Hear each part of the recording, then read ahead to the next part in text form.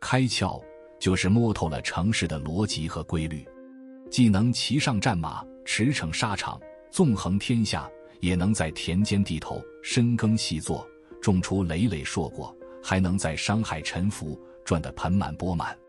比如春秋时期的范蠡，不仅助越王勾践复仇，灭掉强大的吴国，还一跃成为商圣，名垂青史，被后人尊为政治家、谋士、道家、名商、实业家，样样拿得出手。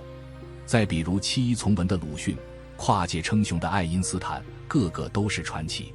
他们并非天赋异禀，无所不能，而是能透过表象看本质，抓住事物间的普遍联系，洞悉内在规律。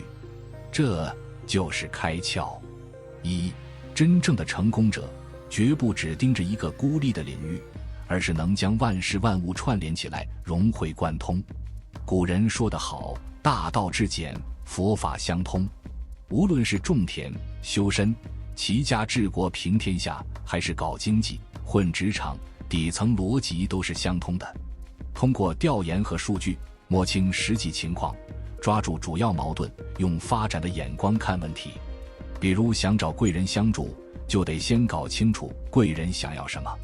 贵人不是天上掉馅饼，你得通过展示、交流，让别人看到你的价值，觉得你值得帮，贵人才会向你靠拢。别以为拿张名片加个微信就叫人脉了，你得对别人有用，别人才愿意做你的人脉。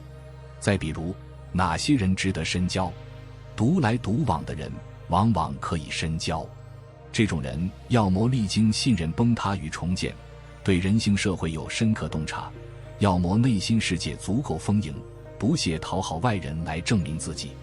人性有个贱处，偏爱嫉妒那些抓一手烂牌却打得精彩的人，对天生好牌的家伙倒甘愿自称老奴。摸透人性的规律，职场、家庭的关系就能处理得游刃有余。用发展的眼光看问题。很多人迷茫焦虑，就是因为缺了开窍的视角，总是被表面现象迷惑，用静止的眼光看问题。比如人际交往中，读不懂对方的深层意图，就满足不了别人的需求。个人成长上，只会羡慕别人的成果，却从不找规律，不剖析别人城市的底层逻辑。定好方向，勤快多产，就能让人感受到你的能量。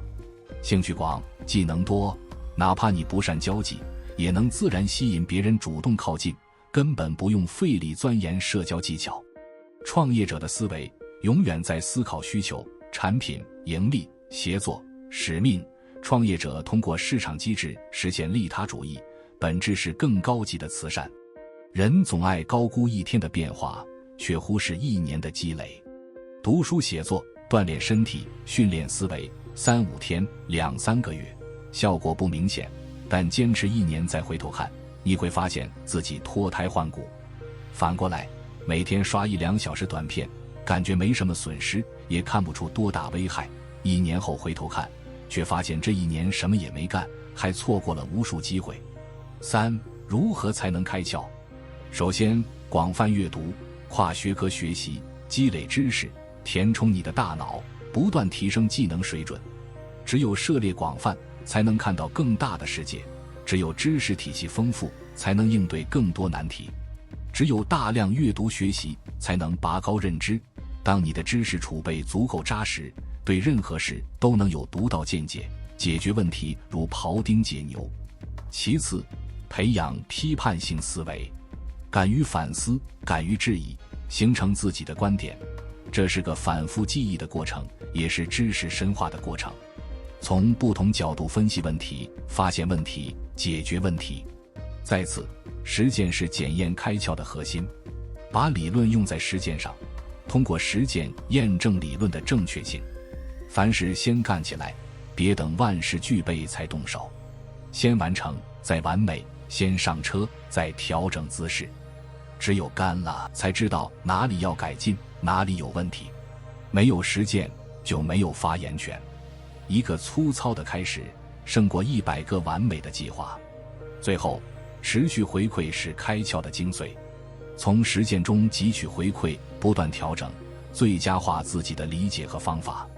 这是个动态过程，需要不停自我反思、自我改进。